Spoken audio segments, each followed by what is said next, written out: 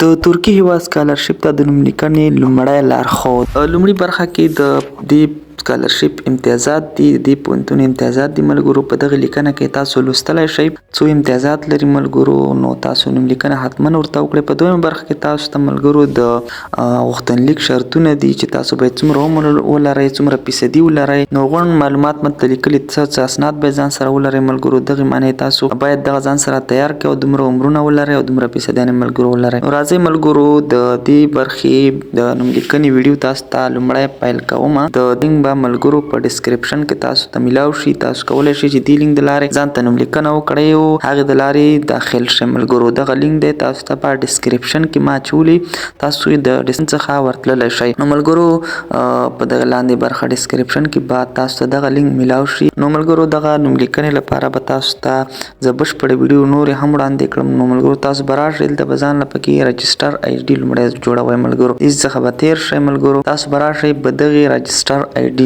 تاسو به لومړی ځان دپاره رجسټر آی ډي جوړه کړئ. په دې آی ډي کله نه ملګرو تاسو نوم لیکنه نشئ کړئ. معلومات به د همدې چینل څخه نشروم ملګرو. لومړی به تاسو راشئ خپل نوم به ورکړئ، دغې برخه کې به تاسو څه وکړئ خپل نوم ورکړئ ملګرو. ویډیو تر پایه ګورئ چې طریقه مو په بشپړ ډول زده شي. دغې کې به تاسو څه وکړئ خپل نوم ورته ورکړئ. کله مو چې خپل نوم دلته ورکړه زه به ورته خپل نوم ورکړم ملګرو. نوم چې دی په غټ حروفو اخلي، ستاسو نوم ټول دی په غټ حروفو اخلي. دلته به زه میډن نیم ورکړم، دلته به سرنیم ورکړم. ښه ملګرو دې برخه کې به تاسو څه کوئ، دلته به خپل جنسیت انتخابوئ چې فیمیل دی او میل دی. دلته به تاسو که نارینه وئ میل او که ښځینه وئ فیمیل به انتخاب کړئ. دلته به د خپل زیږېدو تاریخ ورته انتخاب کړئ چې څومره د تذکیرې د لارې به تاسو خپل زیږېدو تاریخ څه کړئ دلته ولیکئ ملګرو. ته زه خپل د زیږېدو تاریخ ورکوم. دغه د ملګرو ما د زیږېدو نیټه ورکړه. په دې برخه په دې بله برخه کې به تاسو څه کړئ خپل هیواد انتخابوئ چې کوم هیواد کې تاسو اوسیږئ هغه هیواد به انتخابوئ. زه افغانستان کې اوسیږم، دلته افغانستان انتخابوم. په دې برخه کې به ملګرو تاسو خپل ایمیل ادرس ورکړئ، خپل دقیق ایمیل ادرس چې کوم تاسو سره په موبایل کې وي هغه به تاسو څه وکړئ ورکړئ. په دویمه برخه کې به ملګرو څه وکړئ همدا ایمیل ادرس تکرار ورکړئ. یو ځل بیا به دا څه کړئ ورته ورکړئ.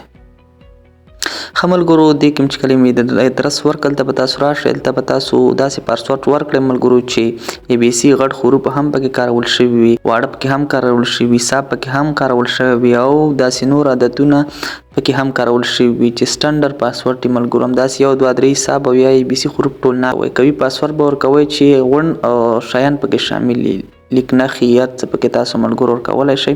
کله چې دغه لاندې خانې ټولې شنې شوي ملګرو دا 4 5 دانې، نو تاسو پاسورډ بیا صحیح دی او دقیق دی. ګورئ ملګرو زما دغه لاندې د اول پاسورډ خانې چې دی بشپړ. ښه ملګرو تاسو به په دویم برخه کې همدا پاسورډ تکرار بیرته ورکړئ چې غلط یې نه کړئ، دقیق به همدغه پاسورډ بیرته ورکړئ.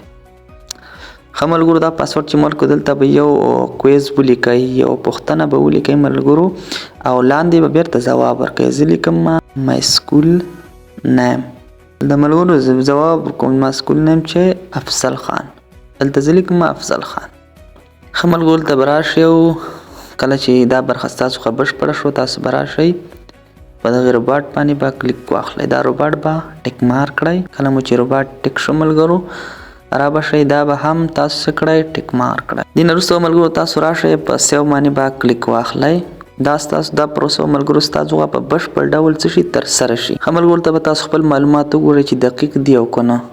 چې دقیق نه وي ملګرو ګورئ ورته زما خپل نوم او زما میډن نیم او زما سرنیم څنګه دی دقیق دی که نه دی دقیق. که دقیق تاسو په ملګرو افروپ باندې کلیک واخلئ، که دقیق نو ایډیټ باندې به تاسو کلیک واخلئ. دا به څه کړئ ایډیټ کړئ، که دقیق نه ایډیټ به کړئ او که دقیق دا به ټیک کړئ وروسته به په سیو باندې کلیک واخلئ. ښه ملګرو بس زما پروسه بشپړ ډول ما ترسره شوه، دې سره رجسټر شوم ملګرو. کله مو چې دغه پروسه ترسره کړه دې نه وروسته تاسو ته زه بله ویډیو کې راځم، هغې کې تاسو ته بشپړه نوم لیکنه وښایم. ما یوټیوب چینل تعقیب کړئ. تر بیا ښې چارې د الله په امان.